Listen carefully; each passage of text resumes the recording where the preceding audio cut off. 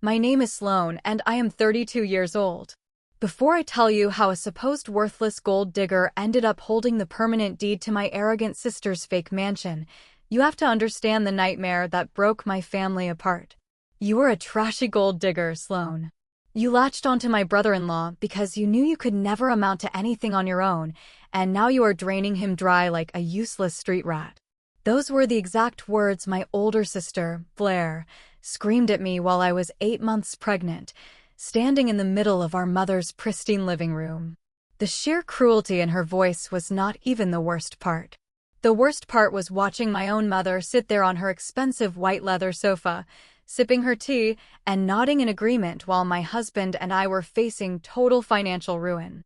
My sister and her rich husband literally threw a single crumpled $100 bill at my swollen feet, telling me to go scrub floors and buy diapers. They laughed at us. They mocked my desperate attempts to build a tech business, calling it a pathetic, delusional hobby. They truly thought they had crushed me.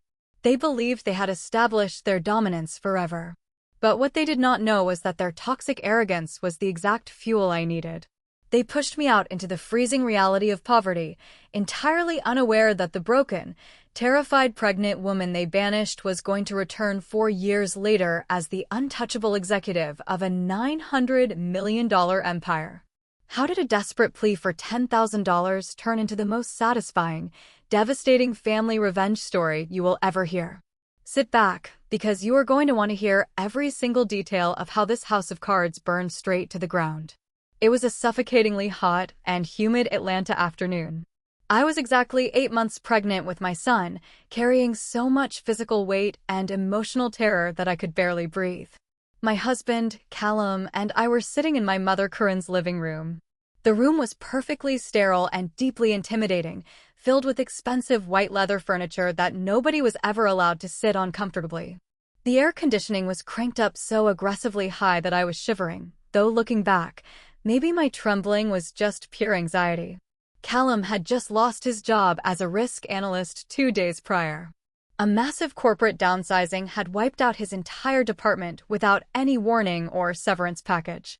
We suddenly had zero incoming revenue, a baby arriving in 4 short weeks, and our savings were rapidly depleting from medical bills. But my business, a business-to-business technology platform designed to optimize supply chain logistics for independent mom and baby brands, was right on the verge of a major industry breakthrough. I just needed a little more financial runway to secure my server costs and keep the platform operational. I swallowed my pride, gripping the cold arm of the pristine white sofa, and looked directly at my mother.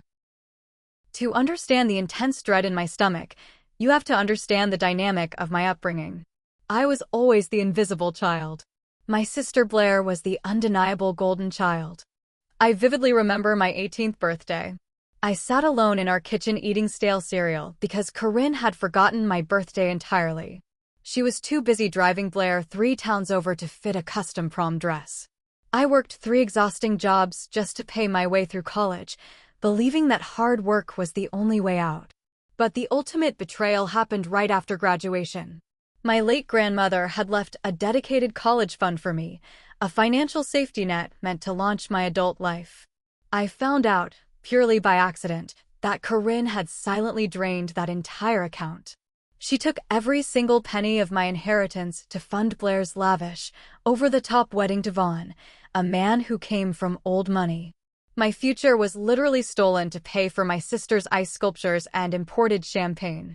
I never confronted them because I knew Corinne would just defend Blair as she always did. I buried the pain, but the scar remained deeply embedded in my chest. Now, sitting in that freezing living room, I needed her. Not for a luxury wedding, but for survival. "Mom," I said, my voice tight with desperation and anxiety. "We are in a really tough spot right now.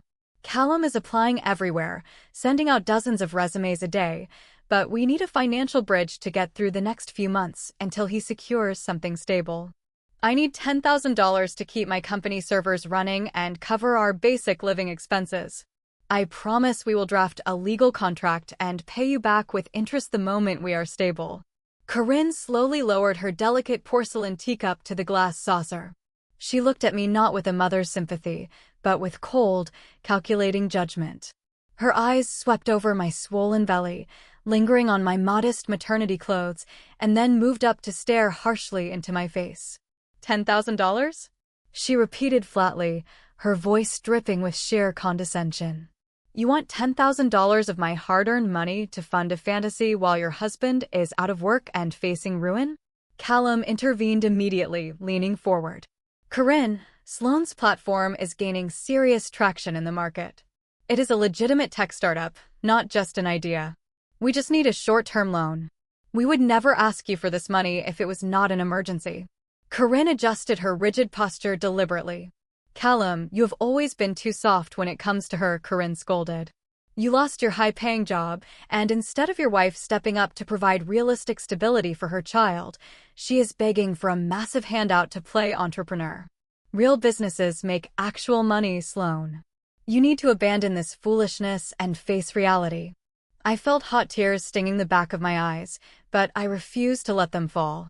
I opened my mouth to explain our user growth metrics, to show her the actual data proving the platform was viable. But before I could get a single word out, the heavy oak doors to the living room swung wide open with a dramatic crash. But what happened next was not just a rejection. It was a calculated execution of my dignity. Blair, my 35-year-old sister, marched into the room like she owned the world. She must have been eavesdropping in the hallway the entire time, waiting for the perfect moment to strike. She was wearing head-to-toe designer labels, holding a luxury leather handbag that cost significantly more than the loan I was desperately asking for. Following closely behind her was her husband, Vaughn, radiating the casual arrogance of a man who believed his bank account balance made him a living god. And they were not alone. Trailing behind them was Paige, Blair's incredibly shallow best friend. Paige was always lurking around, feeding on Blair's toxic drama. The moment Paige stepped into the room, I saw her subtly pull out her smartphone. She held it at a low angle, pretending to check a text message, but the camera lens was pointed directly at me. She was secretly recording my vulnerable, desperate plea for money, undoubtedly planning to post it in their private country club group chats to humiliate me further. That was the level of rot I was dealing with. Blair threw her head back and let out a loud, theatrical laugh that echoed maliciously off the high-vaulted ceilings. A tech startup? Blair shrieked, clutching her stomach as if it was the funniest joke she had ever heard. Oh, please save us the corporate jargon. Do not try to dress it up with fancy business words to impress Mom. You are writing useless code in your tiny kitchen and begging broke independent brands to notice you. It is a worthless little hobby, Sloane. Do not insult our intelligence. It is a logistics software platform, I corrected her, my voice shaking violently with a mixture of intense pregnancy hormones and pure, unfiltered rage. We manage supply chains and distribution channels. It is a business-to-business technology company that is solving a massive gap. Blair waved her manicured hand dismissively, stepping aggressively closer. Whatever you want to call it, it is making exactly $0 and causing your husband unnecessary stress. You have a lot of nerve coming into this beautiful house, sitting on that couch, and begging Mom to fund your imaginary playtime while you carry a child you clearly cannot afford. Callum stood up quickly, placing his body firmly between me and my sister. Blair, back off right now. This is none of your business. We're having a private financial conversation with Corinne, and you are entirely out of line. It is my business when your trashy gold digger wife tries to drag you down into the dirt and exploit our mother for cash. Blair fired back, her voice raising to a hostile shout. Look at her, Callum. She is 8 months pregnant. You're unemployed, and she is still trying to bleed our family dry to avoid getting a real job. She has always been a parasite. She saw your earning potential in college and latched onto you because she knew she could never amount to anything on her own. Before I could even process the profound cruelty of my own sister's words, Vaughn let out a deep, mocking chuckle. Vaughn was a senior manager at a legacy commercial real estate investment fund in downtown Atlanta. He came from old money, the kind of generational wealth that allowed him to view anyone outside his exclusive tax bracket as inherently inferior. He stepped forward, adjusting his heavy gold Rolex, ensuring the diamonds caught the light. Callum, man, you are letting this situation get entirely out of hand, Vaughn said, shaking his head slowly as if addressing a disobedient child. I cannot believe you are actually standing here letting your pregnant wife beg your mother-in-law for pocket change. It is incredibly embarrassing to watch. As a man, you are supposed to be the unshakable head of the household. Instead, you are letting her play business and drag your dignity through the mud. Vaughn reached into the inner pocket of his tailored suit jacket and pulled out a sleek designer leather wallet. He opened it slowly, deliberately, making sure we could all clearly see the thick stack of high-denomination bills resting inside. He pulled out a crisp, brand-new $100 bill and held it loosely between his index and middle finger. He looked down at my swollen stomach, then up to my face with an expression of utter, unmasked disgust.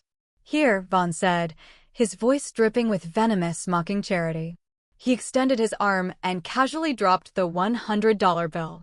It fluttered in the overconditioned air, drifting back and forth before landing softly on the pristine white carpet directly at the tips of my shoes.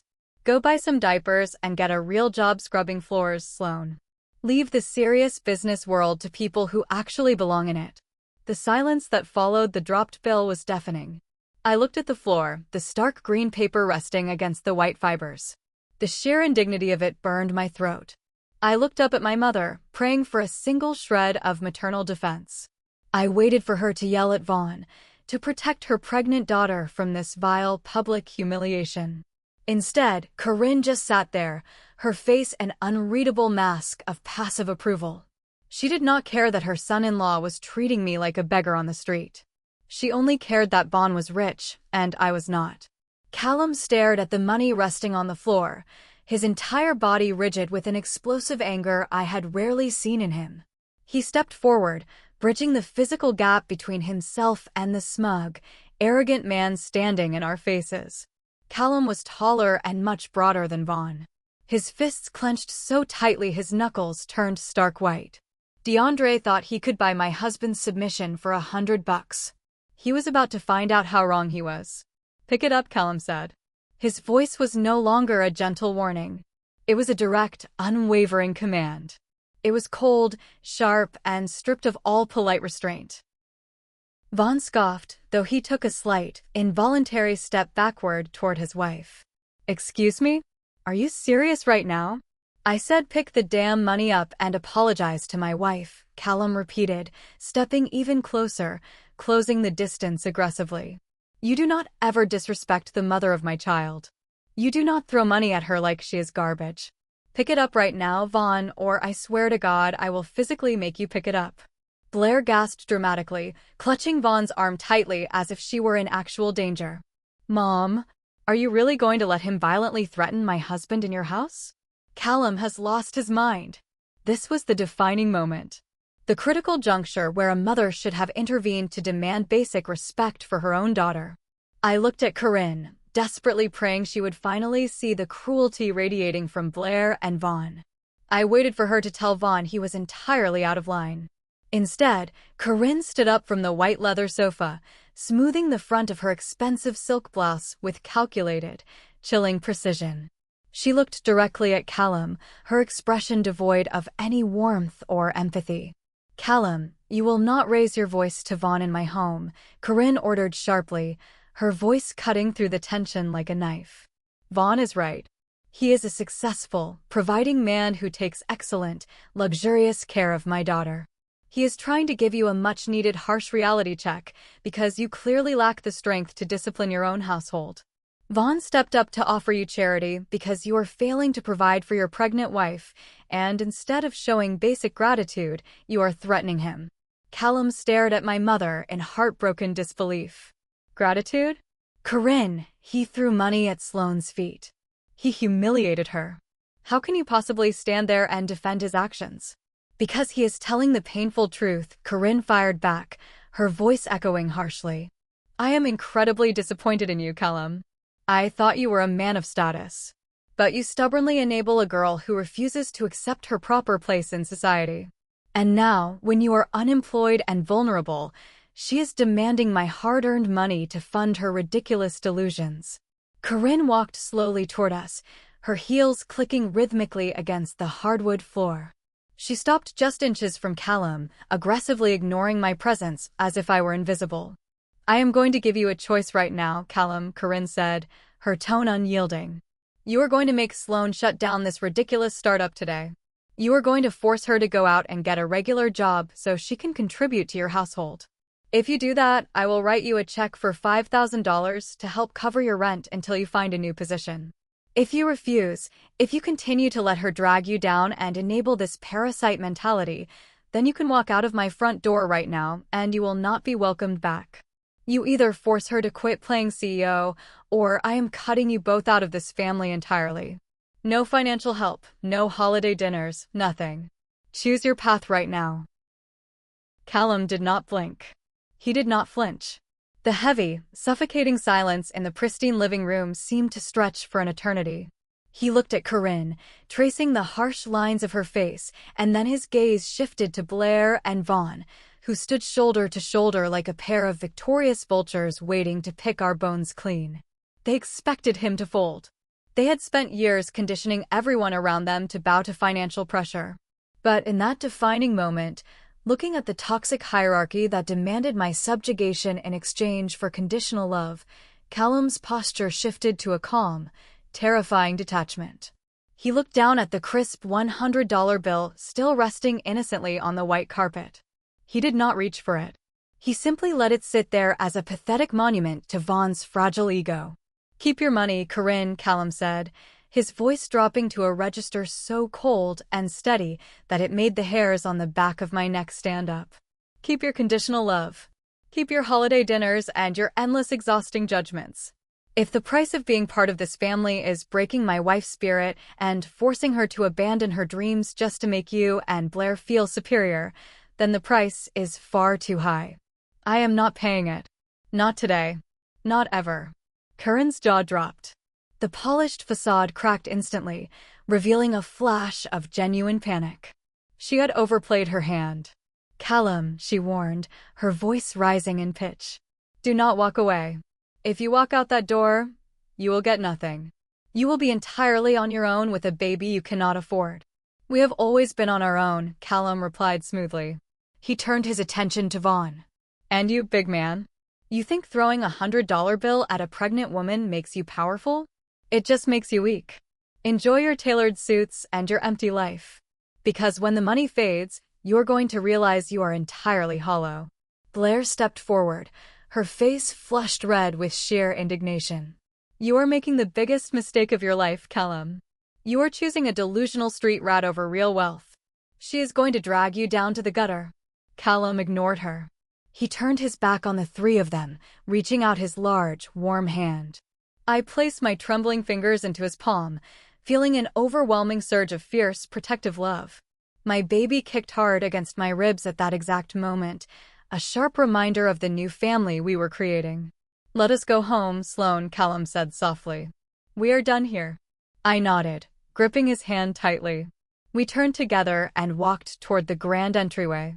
The heavy silence shattered into a chaotic chorus of angry shouts behind us. Corinne screamed. Blair yelled that we would be begging on the streets. Vaughn laughed aloud, artificial sound meant to mask his damaged pride. We did not turn around. We marched straight out the massive front doors and stepped into the thick, suffocating heat of the southern summer. The heavy oak doors slammed shut behind us with a definitive final thud. We climbed into our aging sedan. The drive back to our cramped apartment was wrapped in total silence. I looked out the window, tears finally spilling over my eyelashes. They didn't just break my heart that day. They built the exact monster that was going to tear their fake empire apart. The very next morning, we began dismantling our old life to build the unshakable foundation for our new one. We did not have the luxury of time to sit and lick our wounds. Our son, whom we named Hayes, arrived 3 short weeks later. He brought a terrifying amount of love into our lives, accompanied by an equally terrifying stack of out-of-pocket medical bills. We brought our beautiful, fragile newborn boy home to an apartment complex we knew we could no longer afford. So we broke our lease, paid the cancellation penalty with our dwindling savings, and moved into a cramped single-room studio apartment on the far west side of the city. The space was incredibly small. Hayes's crib touched the edge of our mattress, and my makeshift desk was practically sitting inside the tiny kitchenette. There was no central air conditioning, just a violently rattling window unit. We sold our reliable aging sedan to a sketchy used car lot for straight cash, trading our mobility for a few more months of server hosting fees and baby formula. From that day forward, we relied entirely on the erratic public transit system. We ate instant ramen noodles, bulk rice, and discount canned beans for nearly every single meal. To keep a roof over our heads, Callum swallowed every single ounce of his hard-earned professional pride. Desperate times demanded brutally desperate measures. He took a grueling entry-level analyst position at a ruthless, high-turnover firm downtown. It was a massive, humiliating demotion. He was taking orders and getting yelled at by arrogant managers who possessed a fraction of his intelligence. He worked mind-numbing hours, leaving before sunrise and returning long after sunset. But the moment he walked through the door and saw me typing furiously while rocking Hayes with my foot, his demeanor would change. He would drop his worn briefcase and take the crying baby. "I have got him, baby," Callum would whisper. "You keep building. Do not stop." While Callum fought his battles in bleak cubicles, I fought mine in the digital trenches. I worked punishing 18-hour days, surviving on cheap black coffee and pure willpower. The platform I was building was designed to streamline inventory management, raw ingredient sourcing, and distribution logistics specifically for independent mom and baby brands. I knew the profound pain points these business owners faced. But convincing the traditional gatekeepers of wealth to see that massive vision was a nightmare. Then, the universe delivered a secondary blow that nearly broke us. Through a former colleague, Callum discovered the horrifying truth about why he lost his previous job. His old company had been part of a hostile takeover. The acquiring entity was the massive parent corporation that owned the specific commercial real estate fund where Vaughn worked. Vaughn had access to the preliminary restructuring documents. He saw Callum's name on the list of employees designated for a generous severance package. Using his internal leverage and petty malice, Vaughn actively intervened. He pulled strings to have Callum's name quietly removed from the severance list, ensuring we would be thrown out into the cold with absolutely nothing.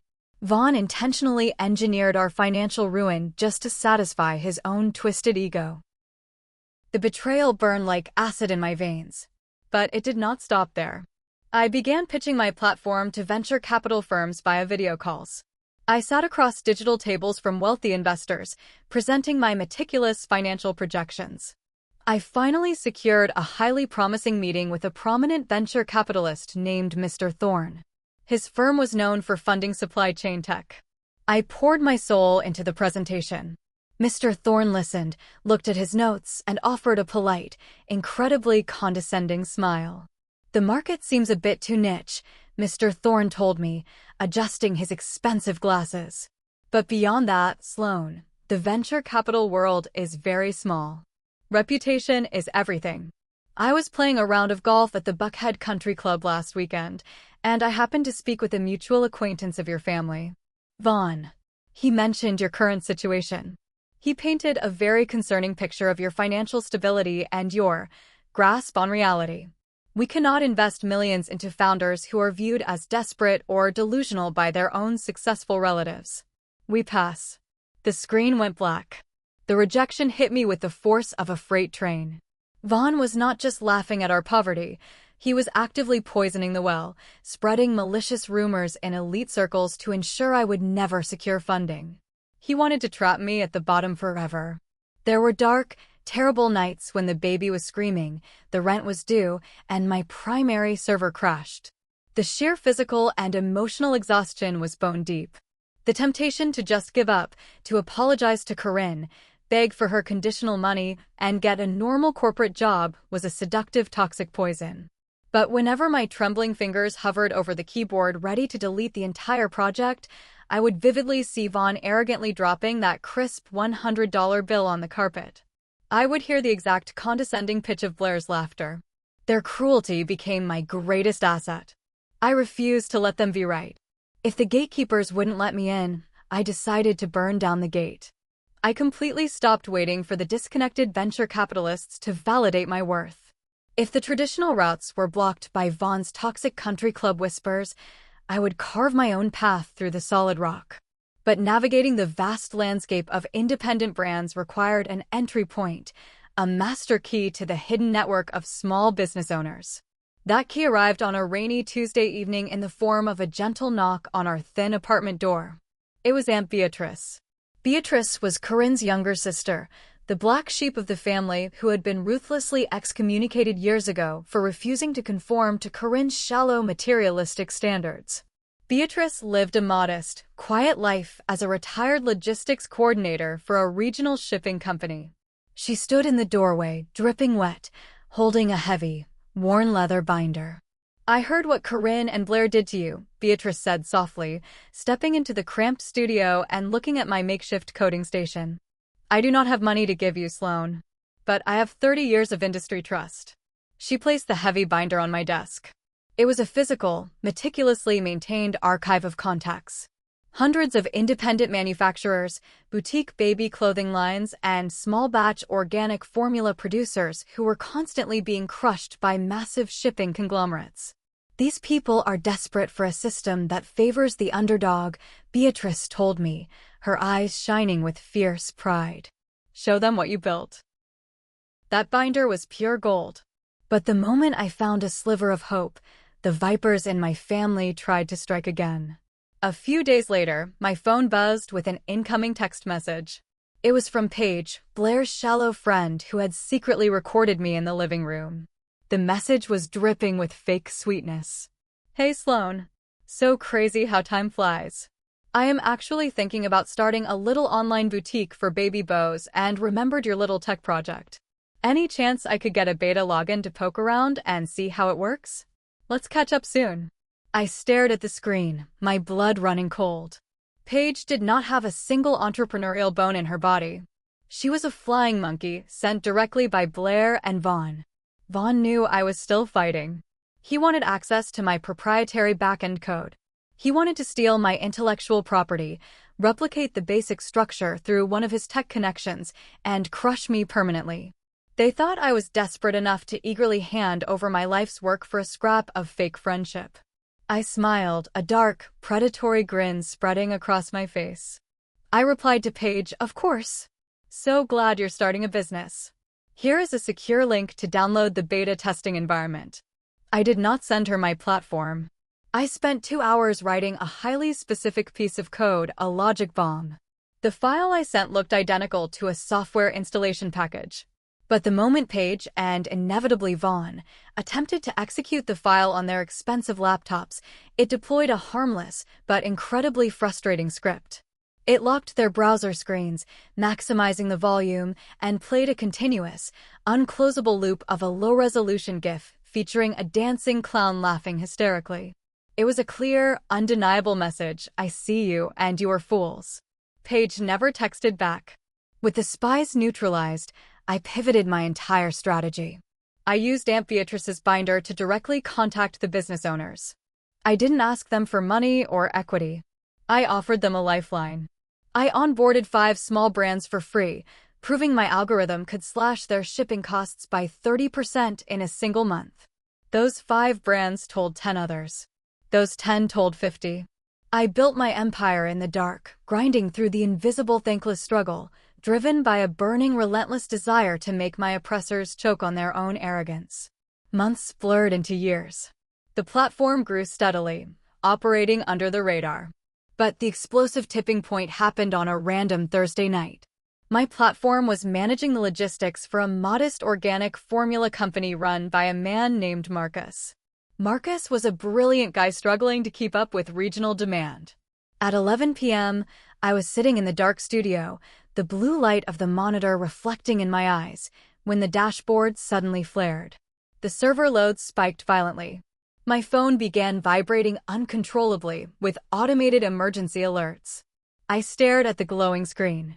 We were either under a massive cyber attack or our entire lives were about to change forever. It was not a cyber attack.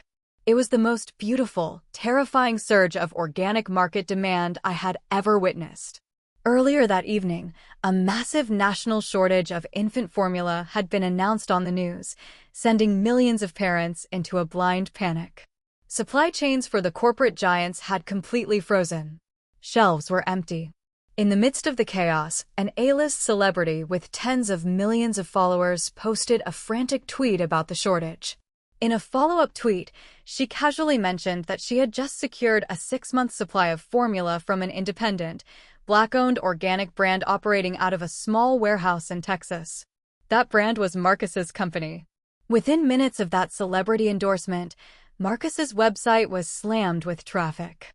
Over 100,000 panicked orders were placed in a matter of hours. Normally, a sudden violent spike in volume like that would completely crush a small independent brand. Their fragile supply chain would snap, leading to catastrophic shipping delays, lost inventory, furious customers, and a public relations nightmare that could bankrupt them overnight. But my platform handled the immense crushing volume flawlessly. The specific algorithms I had written during those dark, sleepless nights in our sweltering studio apartment automatically kicked into high gear. The software instantly rerouted raw material sourcing, perfectly synced with multiple third-party logistics centers across the country, and optimized shipping routes in real time to guarantee priority delivery. The platform dynamically balanced the load, ensuring Marcus's warehouse did not drown. Marcus fulfilled every single one of those 100,000 orders ahead of schedule without a single technical glitch. The industry was stunned. The CEO of a major retail chain even tweeted asking how a small indie brand managed to outperform global conglomerates during a national crisis. 2 days later, Marcus was invited as a guest on a highly prominent, nationally syndicated business podcast. The host asked him the secret to his miraculous survival.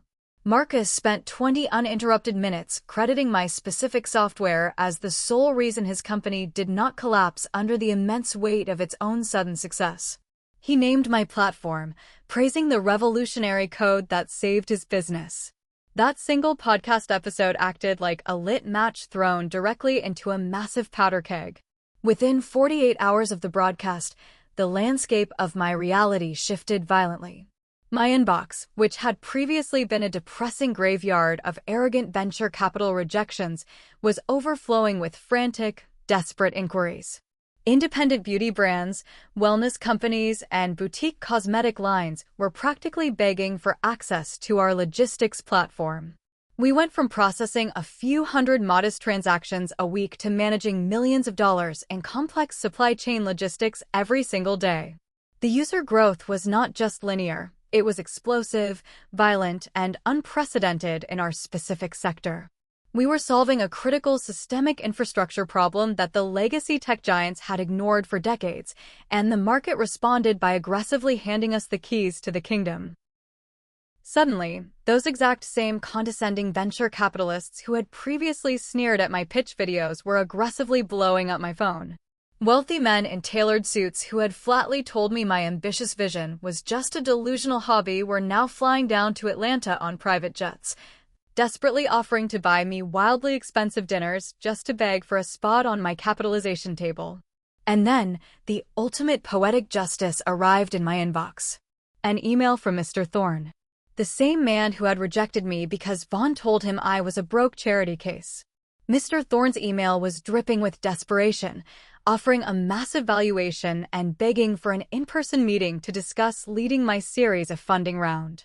I read his email 3 times, a slow, deeply satisfying smile spreading across my face. The people who locked me out were now begging for the spare keys.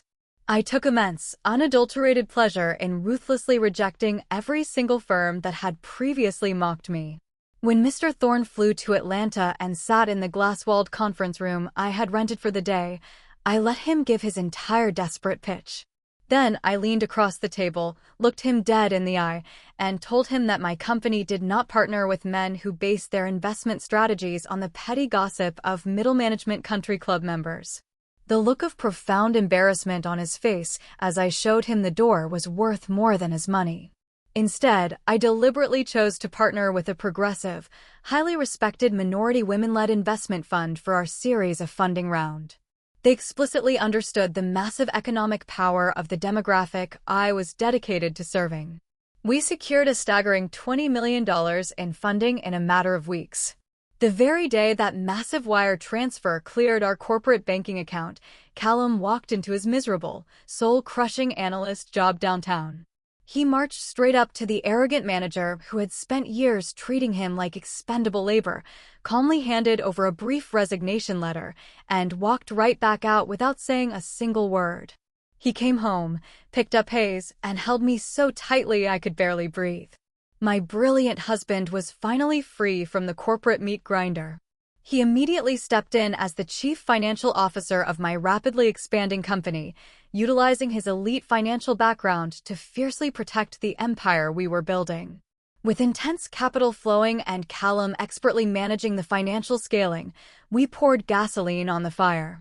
But despite the staggering wealth settling safely into our diversified investment portfolios, Callum and I made a deliberate strategic decision regarding our immediate future. We refused to become another flashy, predictable statistic in the newly wealthy Atlanta social scene. We had intimately seen the toxic, desperate validation-seeking behavior that consumed people like Blair and Vaughn. They required constant, exhausting applause from strangers to feel validated in their financial existence. We did not need applause. We needed untouchable peace. We actively chose a lifestyle of rigorous, uncompromising stealth wealth. We bypassed the loud, flashy neighborhoods like Buckhead, where the newly rich flaunted their heavily mortgaged mansions for social media clout.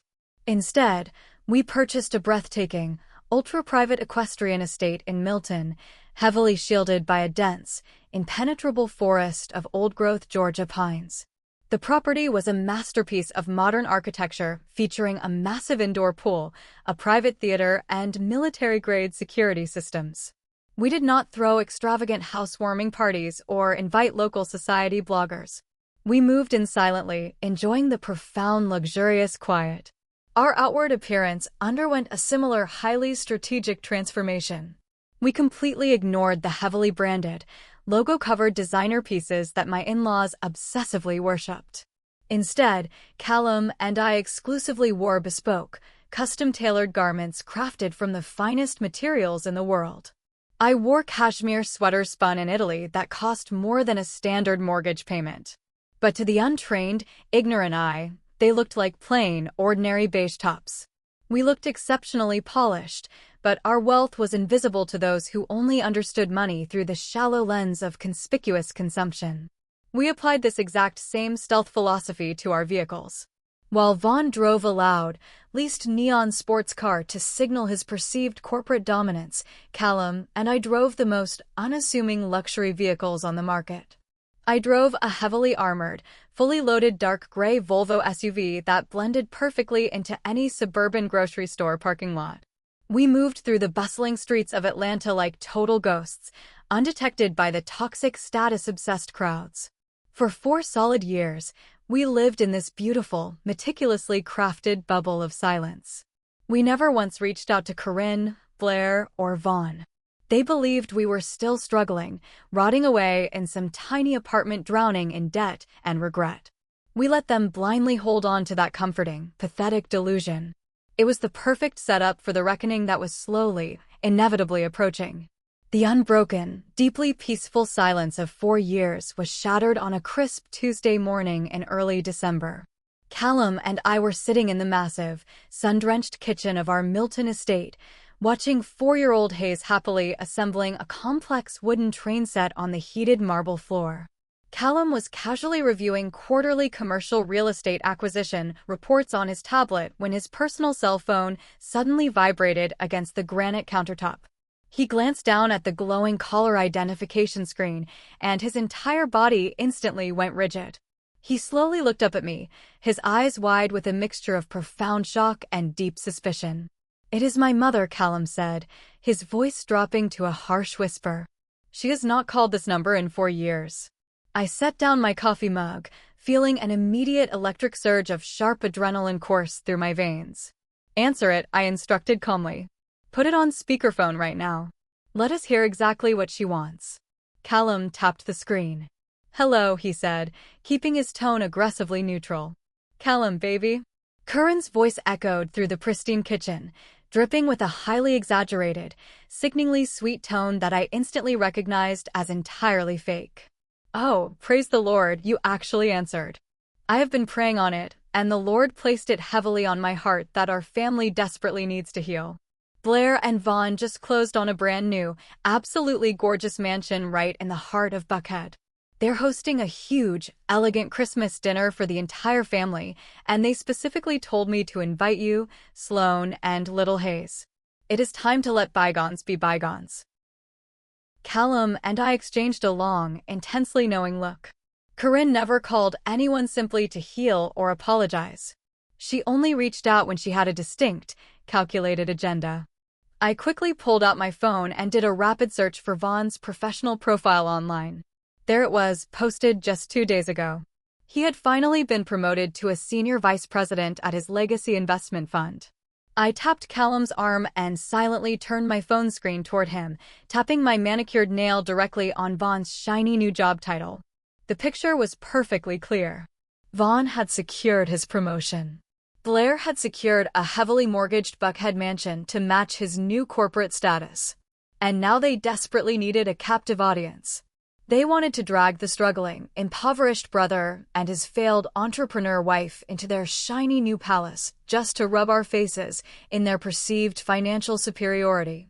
Callum covered the phone microphone with his hand. "Tell her no," he whispered. "I am not subjecting you to their toxic garbage ever again." I shook my head slowly, a fiercely predatory smile forming on my lips.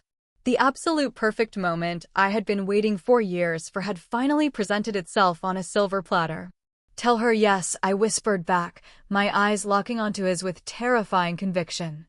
"Tell her we would love to come admire their new house and celebrate Vaughn's big promotion. Tell her we will see them on Christmas night." Callum smiled, uncovered the microphone, and cleared his throat. "You know what, Corinne? You are right. Sloane and I would love to come to Christmas dinner." "Oh, wonderful." Corinne squealed, her voice betraying her malicious delight. "Dress warmly, Callum. I know your apartment probably gets drafty this time of year. We will see you at 7 sharp on Christmas." The call ended. The trap was officially set. The arrogant predators had foolishly invited the ultimate apex predator directly into their home, entirely unaware that the corporate hierarchy they worshipped had already shifted dramatically beneath their feet. The silence of 4 years was about to be broken, and the spider was inviting the fly to dinner. But she didn't know the fly was actually a venomous wasp. Thank you for watching this far. Please leave a comment saying "I'm win." This is a special symbol for amazing viewers who have watched halfway through, and I promise to like and reply to all comments containing the keyword "I'm win." The road to that Christmas dinner was paved with intense, exhausting corporate warfare. Following the explosive viral success of our platform and our massive series of funding round, my company became an undeniable behemoth in the software space. We controlled a staggering percentage of the independent supply chain market, and the legacy corporate giants were suddenly terrified of our market dominance. They realized they could not compete with our specialized, incredibly efficient infrastructure. We were moving too fast, innovating too aggressively, and capturing too much market share. They decided they had no other choice but to buy us out entirely. Enter Apex Holdings. Apex was a ruthless global technology conglomerate, a massive corporate predator universally known for swallowing up innovative startups and seamlessly integrating them into their vast portfolio. They had recently acquired several traditional investment funds to diversify their global assets, consolidating immense financial power across multiple lucrative sectors. Their aggressive acquisition team flew down to Atlanta, bringing an entire army of sharply dressed corporate lawyers and seasoned cutthroat negotiators. They fully expected to steamroll a young, inexperienced female founder. They expected me to be deeply intimidated by their shiny suits, their aggressive posturing, and their complex corporate jargon. Instead, they sat across a massive mahogany boardroom table from Callum and me. And within 15 minutes, they realized they were utterly outmatched. Callum had our financial data armored perfectly, anticipating every single one of their valuation arguments before they even opened their mouths. I knew the irreplaceable leverage of my proprietary code.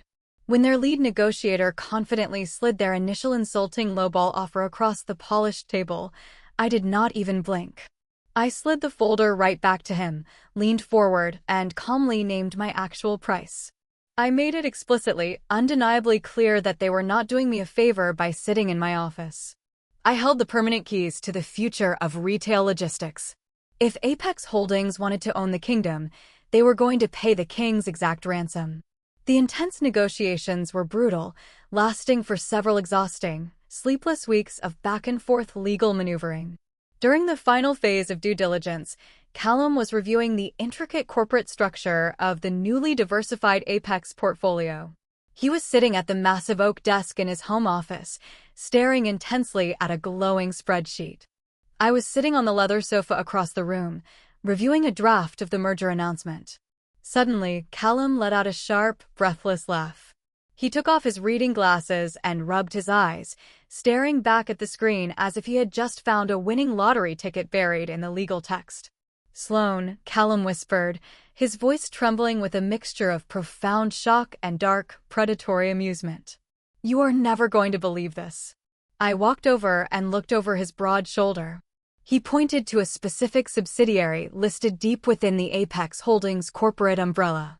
It was a legacy commercial real estate investment fund. It was the exact fund where Vaughn worked.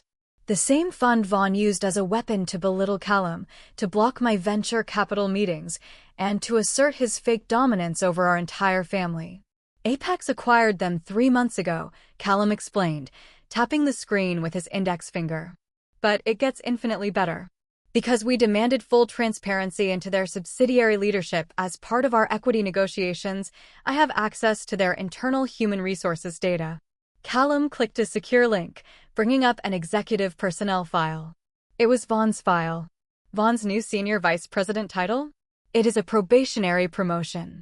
His specific division has been hemorrhaging money for 3 consecutive quarters.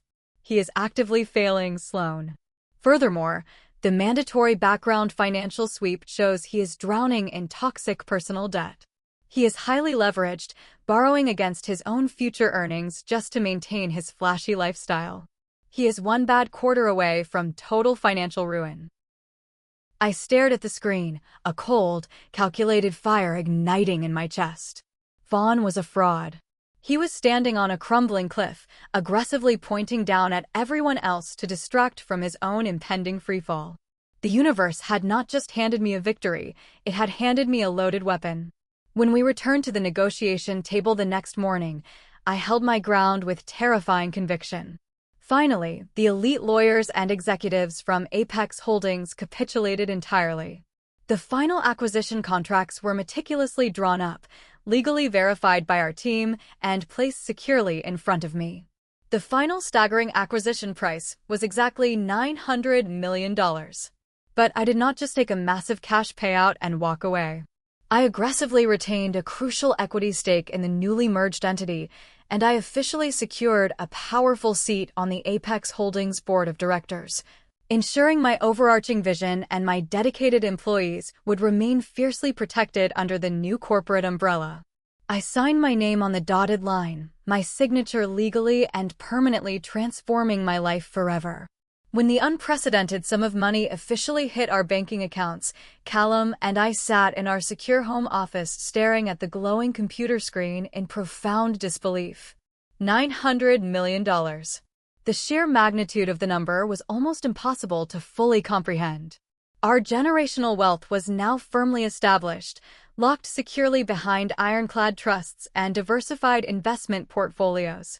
We had decisively won the brutal war for our independence. And now, thanks to Curran's phone call, we had the perfect stage to unveil our victory. We spent the entire week leading up to Christmas preparing our strategy. I coordinated directly with Julian, a senior financial journalist at Forbes magazine who had been conducting exclusive interviews with me for the past month regarding the historic buyout. I asked him a very specific favor. I asked him to schedule the digital publication of my cover story for exactly 8 o'clock on Christmas night. As the sun set on Christmas Eve, a biting, Bitter cold swept down from the Appalachian foothills and settled heavily over the sprawling city of Atlanta. We had made the strategic decision to leave little Hayes safely at our Milton estate under the watchful, loving care of Aunt Beatrice. There was no way I was going to subject my innocent, beautiful child to the toxic, deeply dysfunctional environment we were about to walk into. Tonight was strictly a tactical operation. Callum and I climbed into my unassuming dark gray Volvo SUV. We bypassed the fleet of exotic custom supercars sitting quietly in our climate-controlled subterranean garage.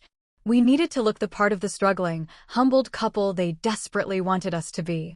The drive into Buckhead was quiet, filled with an electric, pulsing anticipation. As we turned onto the exclusive tree-lined street where Blair and Vaughn had recently secured their new home, the blatant desperation for status became immediately apparent. "Let the games begin," Callum said quietly, turning off the engine. We were going to Christmas dinner. And we were bringing the match. Their property was a massive, aggressively modern mansion that looked entirely out of place among the classic, understated brick estates of the older money neighborhood.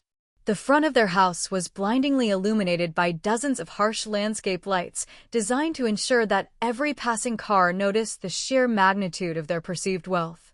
A brand new bright red Porsche and a pristine white Mercedes G-Wagon were parked diagonally across the circular driveway, purposely positioned like expensive museum exhibits rather than actual modes of transportation.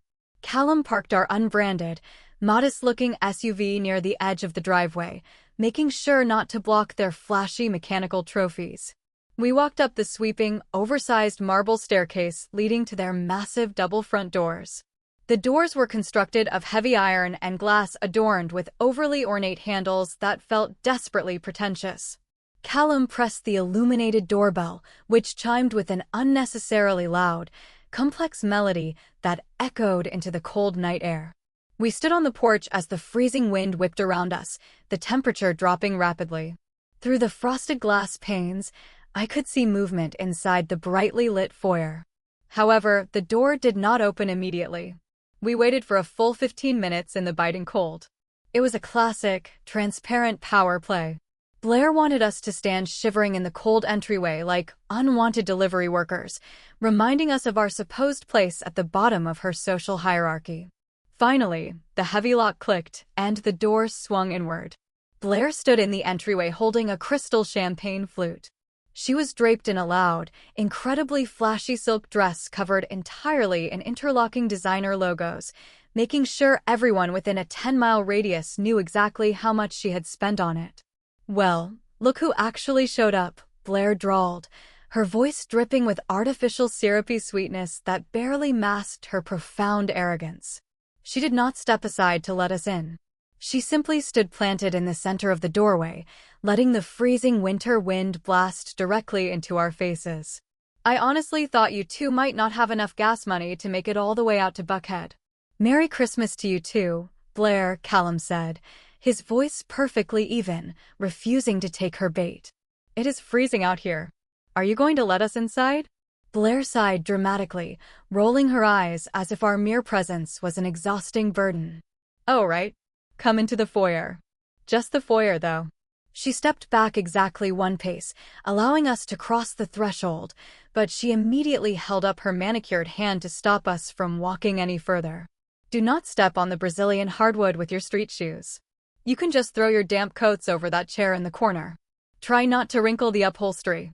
As Callum and I removed our winter coats, Blair's highly critical eyes immediately darted up and down my body, conducting a rapid, judgmental visual audit of my clothing.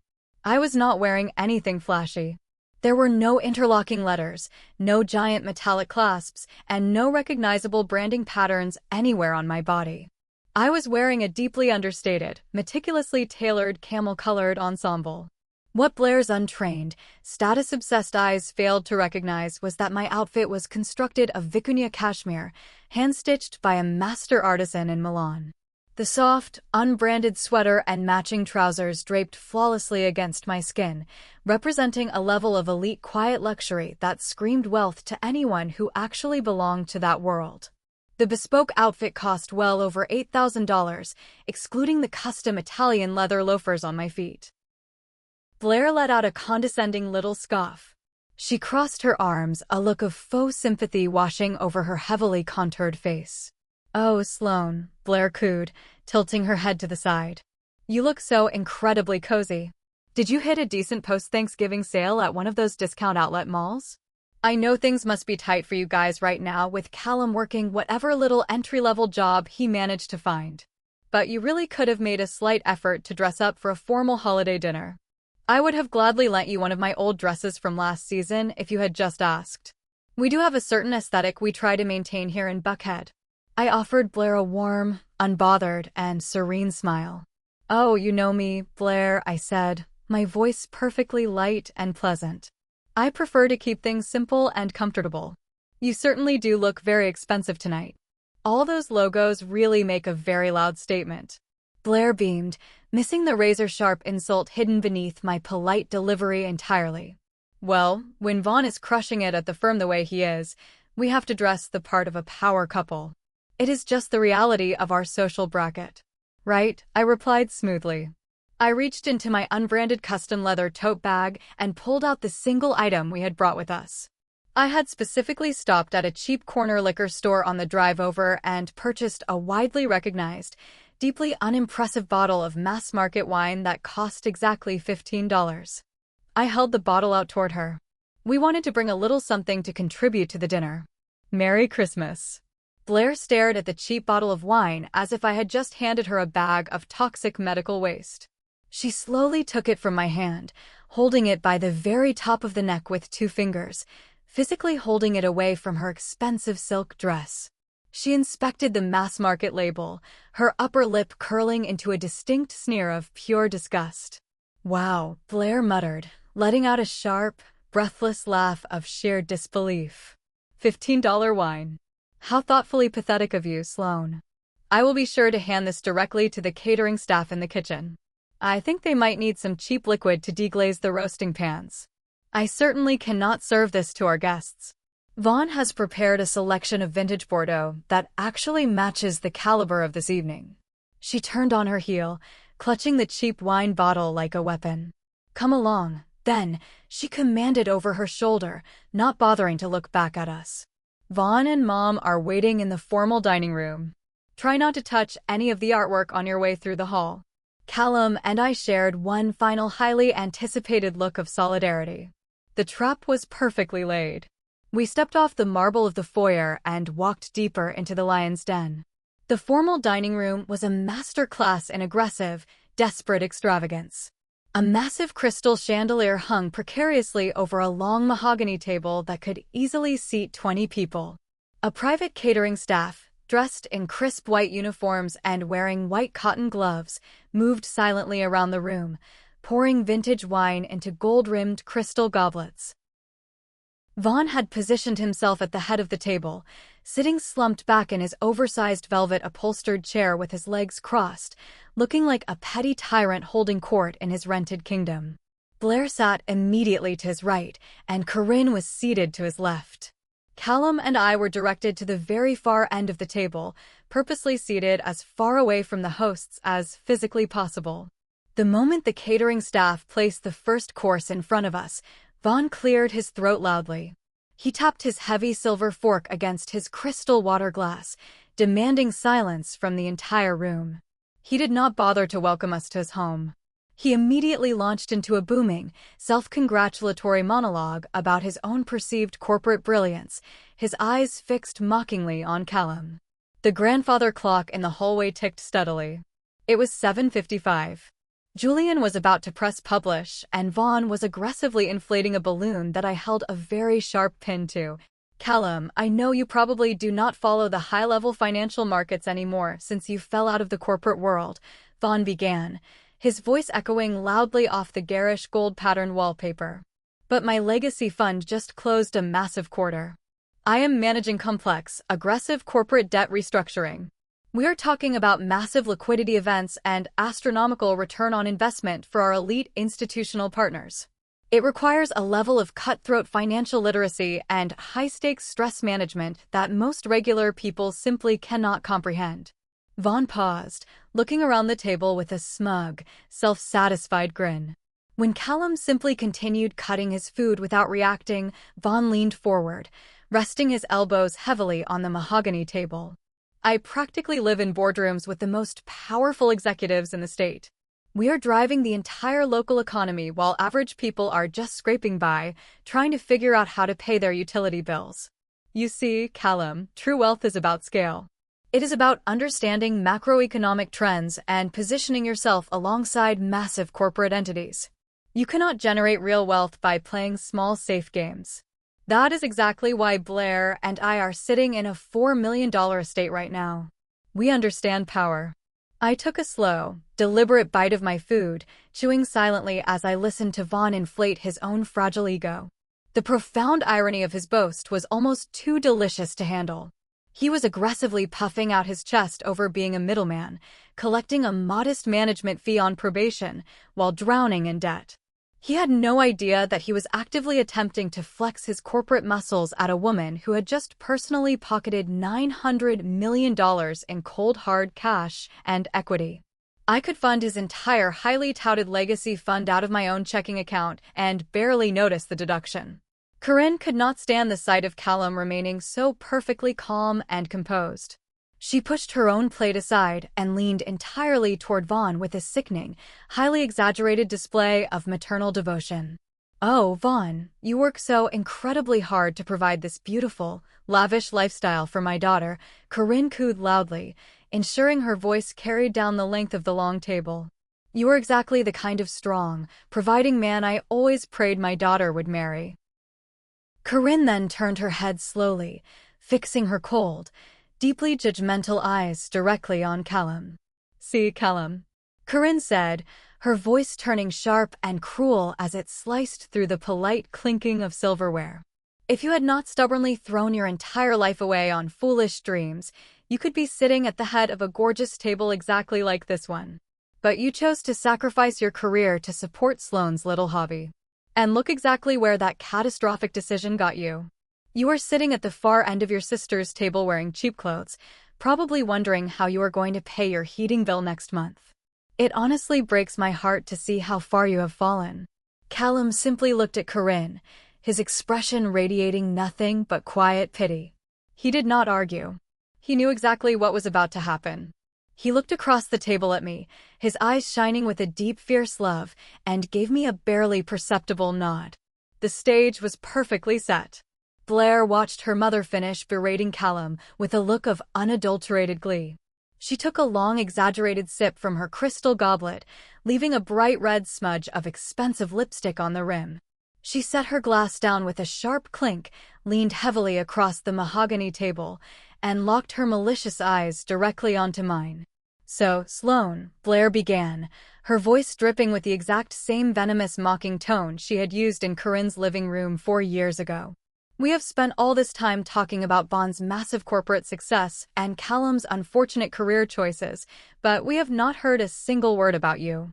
Tell us, how is that cute little hobby of yours going? Are you still writing cheap code in your tiny apartment kitchen and begging your broke friends to use it?" Vaughn let out a loud, obnoxious snort, shaking his head as he sliced into his meat. Corinne smiled approvingly at her daughter. They were operating like a highly coordinated pack of wolves. As the catering staff began moving silently around the grand dining room to clear the empty appetizer plates, Blair suddenly held up her manicured hand, gesturing aggressively for the workers to stop. She turned her entire body toward me, a malicious, deeply cruel glint flashing in her eyes. The ultimate power play was forming in her status-obsessed mind. "Actually," Blair announced, her voice echoing sharply across the room, "the catering staff can take a quick break. Sloane is going to clear the table for us tonight." Callum's spine snapped straight. He immediately placed his hands flat on the table, preparing to stand up and dismantle the room, but I swiftly reached under the heavy silk linens and gripped his knee. I squeezed it twice, our silent, unbreakable code. "Hold the line." Blair pushed her dirty, smeared plate aggressively across the polished mahogany wood, shoving it directly toward my side of the table. You heard me, Sloane. Get up and start collecting the dishes. Since you and Callum obviously cannot afford to contribute anything of actual value to a high-class dinner like this, you can contribute your manual labor.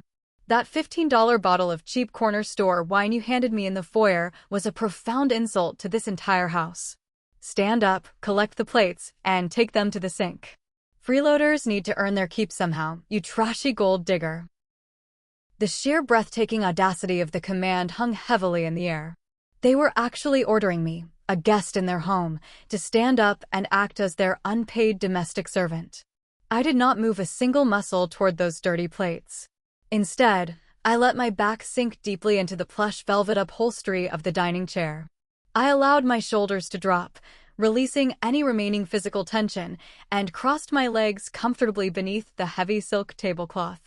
I slowly lifted my right hand, picked up the glass of vintage Bordeaux Vaughn had poured earlier, and took a long, incredibly slow and deliberate sip.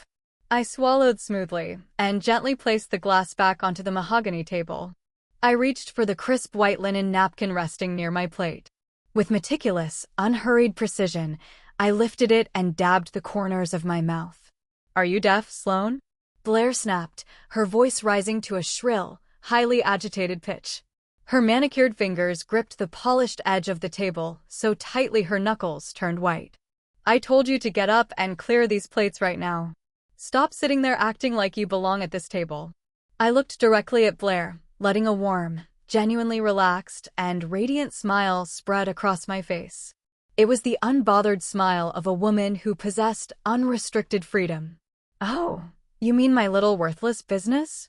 I asked, my voice incredibly soft, pleasant, and conversational. I tilted my head slightly, feigning a look of mild, innocent realization. I forgot to update you on my career status, since we have not spoken a single word to each other in 4 years. You really do not need to worry about my little hobby causing Callum any more financial stress. Actually, I cashed out my business. I am just a stay-at-home mom now. For a fraction of a second, the entire dining room remained perfectly still. Then Blair let out a loud, aggressive, and incredibly ugly cackle. She threw her head back, laughing with such intense malicious delight that she actually had to wipe a tear of joy from her eye. She looked over at Vaughn, pointing a shaking manicured finger in my direction. Cashed out. Blair shrieked, her voice breathless with hysterical, toxic laughter. Oh my God, Vaughn, do you hear this? She actually sold her little imaginary company. Let me guess, Sloane. The crushing reality of the actual business world finally caught up to you. You realized you had no idea what you were doing, so you liquidated your cheap supplies to the highest bidder just to escape the mounting debt. Vaughn joined in, a deep booming laugh escaping his chest. Tell us the truth, Sloane. What did you get for it? A few $1,000s to pay off your maxed-out credit cards? Maybe enough to cover a couple of months of rent in whatever tiny roach-infested apartment you guys are hiding in. Blair caught her breath, wiping the corner of her mouth with a linen napkin, and fixed me with a look of supreme, arrogant contempt. Seriously, though, Sloane, Blair sneered, leaning forward across the table, desperately wanting to extract every single ounce of humiliation from my supposed financial defeat. How much did your delusional hobby actually pawn for? 5,000? 10,000? Please tell me you at least broke even. The grandfather clock in the hallway chimed clearly. It was exactly 8 o'clock. The lingering sounds in the room faded entirely. The room settled into a heavy, expectant, and suffocating quiet. I leaned forward, mirroring Blair's aggressive posture but maintaining my terrifying calm. I placed my forearms gently on the edge of the polished mahogany table and folded my hands together. I locked my eyes directly onto Blair's heavily contoured face. I stripped away the pleasant conversational smile, replacing it with a cold, piercing intensity that immediately caused her smug expression to falter. The air in the room suddenly felt incredibly dense. I did not break eye contact. I ensured my voice carried undeniable authority, enunciating every single syllable with razor-sharp, devastating precision. No, Blair, I said, my voice ringing out with terrifying, crystal-clear clarity in the dead silent room. I sold it for $900 million. Vaughn stared at me across the sprawling mahogany table for 5 long seconds before a loud, booming laugh erupted from his chest.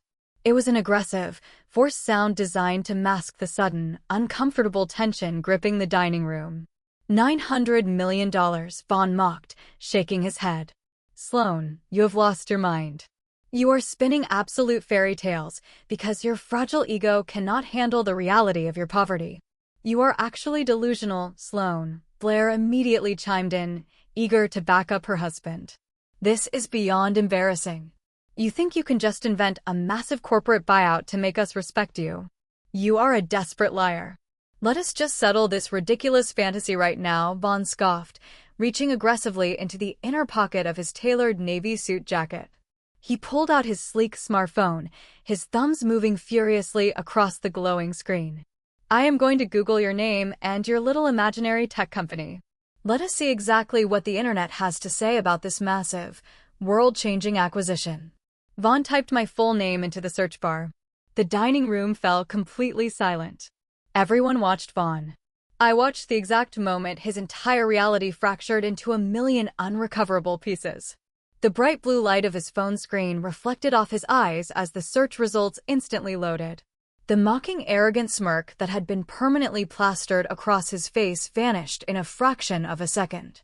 The deep, rich color drained from his cheeks, leaving his skin a sickly ashen gray. He physically stopped breathing. The confident, booming executive was suddenly reduced to a terrified, trembling statue. His left hand, which had been loosely holding his heavy, solid silver dining fork, suddenly lost all its strength. The heavy silver utensil slipped from his numb fingers and plummeted downward, striking his fine bone china plate with a loud, sharp, violent clatter that echoed like a gunshot through the silent dining room. He did not even notice the dropped fork. His eyes were wide, fixated on the glowing screen. The top search result was a massive, highly detailed feature article published by Forbes magazine, time-stamped just seconds ago. The headline was undeniably brutal and crystal clear. It detailed the historic, industry-shattering $900 million acquisition of my logistics platform by Apex Holdings. It featured a high-resolution photograph of my face looking directly into the camera, recognized globally as a pioneering titan of the business-to-business software industry. The sound of that silver fork hitting the china was the official death knell of his entire fake existence. What is it? Blair asked, her voice losing its aggressive edge, replaced by a sudden creeping anxiety. Vaughn, what does it say? Stop playing around and tell her she is a liar. Vaughn could not speak. His mouth opened, but no sound came out. Vaughn, answer me, Blair demanded, her voice rising to a frantic pitch. She pushed her chair back, ignoring the screech of the wooden legs against the hardwood floor, and scrambled over to her husband. She snatched the phone directly out of his paralyzed, shaking hand and looked at the screen. Blair gasped a sharp, ragged intake of breath that sounded like she was physically choking on the air. Her eyes darted wildly across the Forbes article, scanning the staggering financial figures, the details of my massive equity retention, and the quotes from industry experts praising my genius. The phone slipped from her manicured fingers and tumbled onto the table, landing face up next to Vaughn's discarded plate. The screen remained illuminated, proudly displaying my face and my net worth to the entire table. Blair stumbled backward, practically falling into her velvet dining chair. Her hands flew to her mouth, her eyes wide with unadulterated terror and profound, suffocating humiliation. The woman who had just mockingly ordered me to clear her dirty plates was now staring at a verified near-billionaire. The financial dominance she had wielded like a weapon her entire life had just been entirely incinerated by the very sister she considered a peasant. Callum sat beside me, slowly and casually cutting a piece of his steak. He took a bite, chewed methodically, and swallowed before offering Blair a bright, unbothered smile. The steak is excellent tonight, Blair, Callum said, his voice dripping with smooth, effortless satisfaction. You really outdid yourself. Corinne had been sitting frozen on the other side of Vaughn, watching the catastrophic psychological collapse of her golden daughter and her highly worshipped son-in-law. She leaned over, squinting her eyes to read the brightly illuminated phone screen resting on the tablecloth.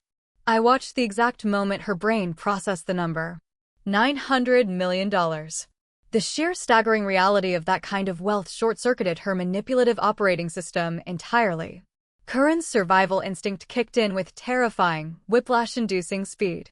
She realized she had just spent the last 20 minutes aggressively insulting a daughter who could buy and sell her entire bloodline for sport. Corinne instantly switched masks. The cold, deeply judgmental sneer vanished, replaced by a massive, frantic, and incredibly desperate smile that stretched her facial features to their breaking point. She let out a loud, theatrical gasp, clapping her hands together as if she had just witnessed a holy miracle. "Oh, praise God!" Corinne shouted, her voice trembling with manufactured syrupy joy.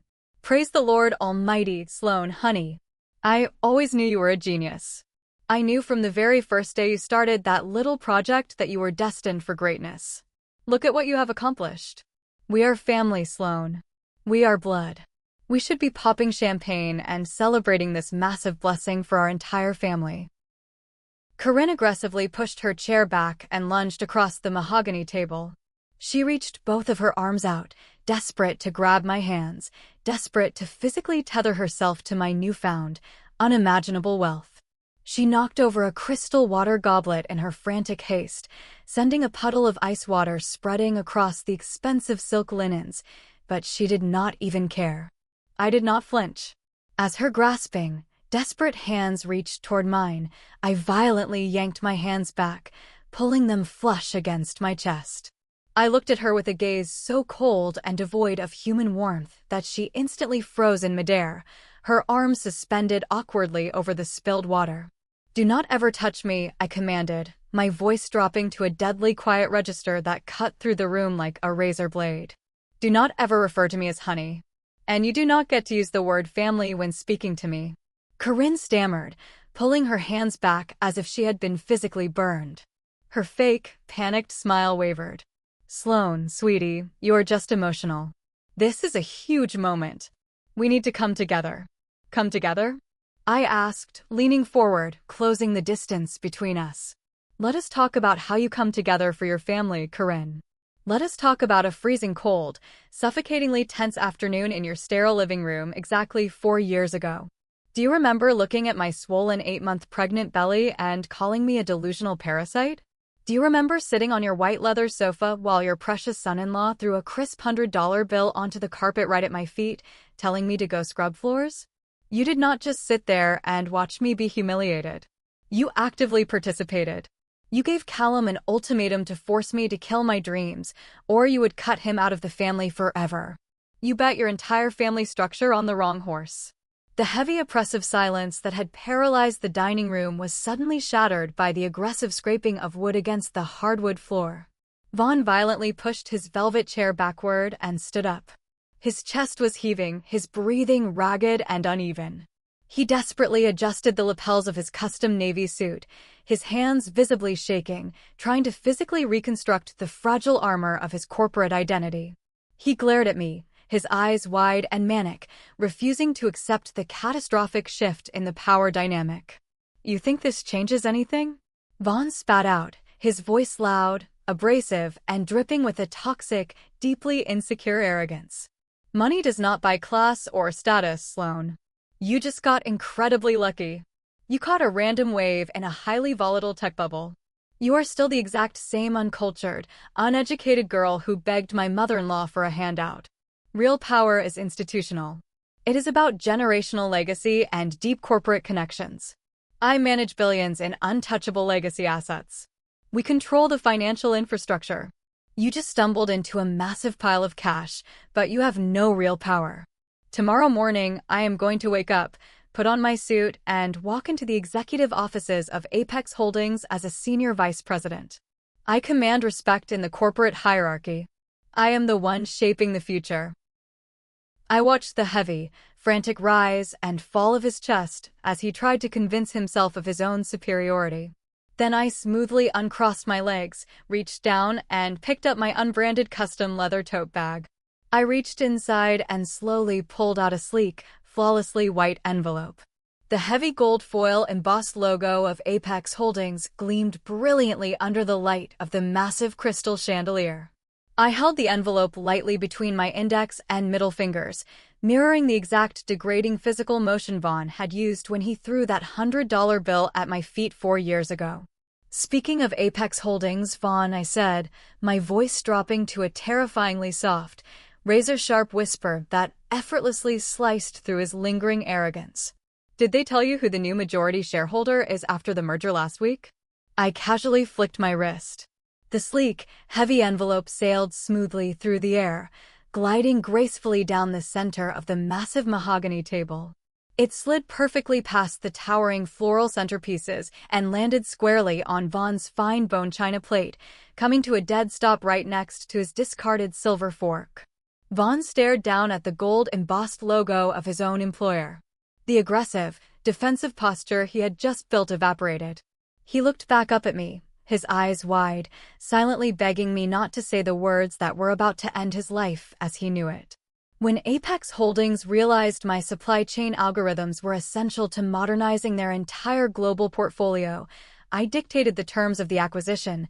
I continued, enunciating every single syllable with lethal, unyielding precision. I did not just take a $900 million payout. I took massive equity, and I demanded a board seat at Apex. "Go ahead. Open it." Vaughn let out a strangled, breathless gasp. He reached out with a shaking, heavy hand and tore open the pristine white envelope. He pulled out the heavy cardstock document inside. It was the highly confidential internal corporate memorandum scheduled to be globally distributed to every single Apex employee at exactly 8 o'clock the following morning. The bold, black text officially announced the closing of the historic acquisition. It clearly, undeniably listed my full legal name as the newly appointed executive board member holding a sweeping, dominant majority stake in the newly merged corporate entity. The specific elite legacy investment fund that Vaughn was so proud of managing was now directly under my executive purview. "You spent the last 4 years mocking me, Vaughn," I stated, my voice echoing with final, absolute authority. "You just spent the last 10 minutes bragging about your precious institutional power, desperately trying to convince yourself that you are untouchable because you hold a probationary middle management title at a legacy firm while drowning in personal debt. I am your ultimate boss now. You do not dictate the markets. You are just a highly expendable employee sitting in a borrowed cubicle. I own the building you work in. I sit in the boardroom making the multi-million-dollar decisions you only get to read about in emails. You thought you could invite me to your tacky house and use your promotion to humiliate my husband, but you failed to realize that you are talking to the woman who signs your checks." Checkmate didn't even begin to describe it. We hadn't just cleared the board, we owned the entire casino. The crushing weight of realization settled over the dining room like a thick shroud. Blair could not handle the instantaneous destruction of her husband's ego or the undeniable proof of my corporate dominance. Her reality was violently shattering. Her breathing became shallow and erratic. She slammed both of her trembling hands onto the mahogany table, knocking over her crystal wine glass. The vintage Bordeaux spilled rapidly across the heavy silk tablecloth like a bleeding wound. She locked her terrified, furious eyes on me, desperately clinging to the very last scrap of superiority she thought she possessed. "Get out!" Blair shrieked, her voice cracking into a hysterical sob that tore through the quiet room. Her perfectly contoured face was streaked with running mascara. "Get out of my house right now, Sloan. I do not care how much money you claim to have or what tech company you bought. You are nothing but a common street rat. You can sit there and wave your corporate papers around, but at the end of the day, I still own this magnificent $4 million mansion. I have real tangible assets. You are sitting under my roof, eating my food, and I want you out of my sight immediately." Callum finally shifted in his velvet dining chair. He had remained silent throughout my entire execution of Vaughn, allowing me the space to fully dismantle the man who had thrown money at my feet 4 years ago. But now it was his turn to deliver the absolute death blow to his arrogant sister-in-law. Callum picked up his crisp linen napkin, elegantly wiped his mouth, and tossed it casually onto his plate. He looked at Blair with a cold, clinical detachment. "Your house. Callum asked, his voice smooth, low, and vibrating with dangerous authority. That is a very interesting choice of words, Blair. Because according to the extremely detailed financial reports I personally manage for our family office, you and Vaughn do not actually own a single brick of this property. Blair froze, her manicured hands still pressed flat against the ruined tablecloth. What are you talking about? She stammered, casting a frantic glance at her husband. Vaughn refused to meet her eyes, choosing instead to stare blankly at his own trembling hands resting on his lap. You could not secure a traditional jumbo mortgage because Vaughn is drowning in aggressive personal debt just to maintain your flashy lifestyle. Callum continued effortlessly exposing their deepest financial secrets to the entire room. So, you signed a highly leveraged rent-to-own contract through a private real estate holding company called Obsidian Trust. You put down a meager deposit and agreed to pay an astronomical monthly premium just to fake your elite status in Buckhead. The massive problem is, Blair, you are currently 3 full months behind on those exact payments. You are actively facing severe eviction protocols. But the far more catastrophic problem is who actually holds your specific residential contract. My brilliant wife aggressively diversified our investment portfolio last year. Sloan owns Obsidian Trust. You do not own this mansion, Blair. You are severely delinquent tenants, and you owe 3 months of back rent directly to my wife. Your eviction notice goes into effect tomorrow morning. The absolute devastation that washed over the formal dining room was total and beautifully complete. There was no more arrogance left to weaponize. There were no more flashy corporate titles or loud designer logos that could shield them from the catastrophic reality of their complete financial subjugation. Blair let out a loud, gut-wrenching wail and collapsed violently back into her dining chair, burying her sobbing face into her trembling hands. The grand Buckhead mansion she had desperately weaponized against me was legally and permanently mine, and she was entirely at my financial mercy. Corinne broke down entirely. The toxic matriarch who had proudly commanded Callum to abandon his pregnant wife was now openly weeping. She scrambled frantically out of her chair and rushed awkwardly around the large table, her expensive gold jewelry clinking loudly together. She reached out with shaking hands, desperately grabbing the sleeve of Callum's bespoke suit. "Callum, please," Corinne sobbed, her voice reduced to a pathetic whine that echoed off the vaulted ceilings. "You cannot let her evict your sister from her home. We are blood. We are family. Vaughn will lose his high-paying job if Sloan fires him, and they will be completely ruined. You have to talk to her right now. You have to make her show us some grace." Callum smoothly pulled his arm away from Corinne's frantic grasp. He stood up to his full, intimidating height, towering over the weeping woman who had so ruthlessly banished us to poverty. "You made your definitive choice 4 years ago, Corinne," Callum said, his voice entirely devoid of any residual sympathy. "You showed us exactly what your twisted version of grace looked like when you kicked us out into the brutal summer heat with a newborn baby. Do not beg me to save you from the massive empire my wife built while you actively mocked her survival." I stood up slowly, pushing my chair back with a quiet, deliberate scrape against the polished hardwood floor. I picked up my unbranded custom leather tote bag and gracefully slipped my luxurious cashmere coat over my shoulders. The entire room watched me with sheer terror, waiting for the final swing of the corporate guillotine. Vaughn finally looked up at me, his eyes terribly bloodshot and filled with dread. He was silently waiting for me to fire him, to officially strip away the single remaining pillar of his arrogant identity. I looked down at Vaughn, offering him one final, terrifyingly cold smile. "I am not firing you, Vaughn," I stated, my voice echoing with pure, unyielding authority. "Firing you would be entirely too easy. Firing you would let you escape the daily humiliation of your own reality. I want you to wake up every single morning at the crack of dawn.